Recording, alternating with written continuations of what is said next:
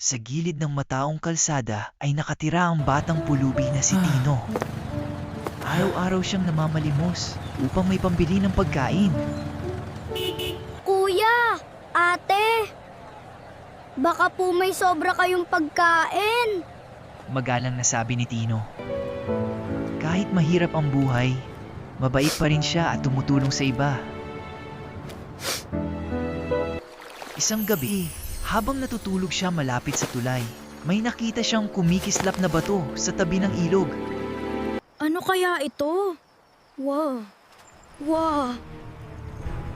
Kailangan kong malaman kung ano ito. Ano ito? Biglang lumiwanag ang paligid.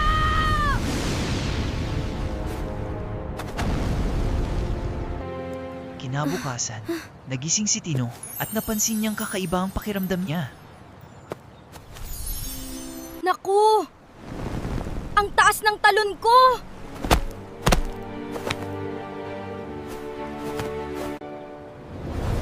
Sinubukan niyang tumalon muli at bigla siyang lumipad.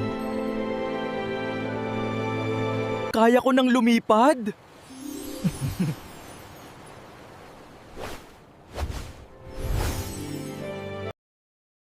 Hindi nagtagal, may narinig siyang sigaw mula sa isang gusali.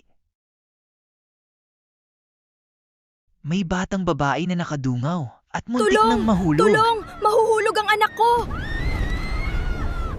Ate, kapit lang. Sasagipin kita. Agad siyang lumipad at nasalo ang bata. Kuya, salamat po. Lumapit ang Maraming ina at umiiyak na salamat. niyakap ang anak. Nailigtas mo ang anak ko. Mahalaga pong ligtas siya. Makalipas ang ilang araw, bumuhos ang malakas na ulan at umapaw ang ilog. Tulong! Tinatangay ang bata! Sigaw ng mga tao. Huwag kayong mag-alala! Ako na! Sabi ni Tino. Tumalon siya sa ilog at nilapitan ng batang inaanod. Huwag kang bibitam! Hawakan mo ako!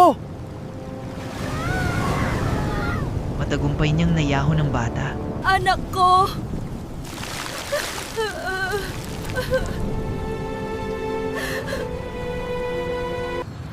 Isang umaga naman, nakita ni Tino ang isang matandang hirap tumawid.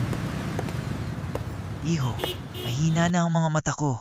Maari mo ba akong tulungan? Tanong ng matanda. Opo, Lola. Hawakan niyo po ang kamay ko. Napakabuti mong bata. Nakangiting sabi ng matanda. Habang pauwi si Tino, may narinig siyang mahinang "May kuting!" sabi niya. May kuting na naipit sa sanga ng puno. Sandali lang, ililigtas kita. Lumipad si Tino at dahan-dahang kinuha ang kuting. Naku, Naku, ligtas ka na. Ligtas ka na! Nakangiti niyang sabi. Mula noon, nakilala si Tino bilang bayani ng lungsod. Ang batang superhero! Siya ang batang superhero! Sabi ng mga tao. Ngunit ngumiti lamang si Tino. Kahit sino ay pwedeng maging bayani, basta marunong tumulong.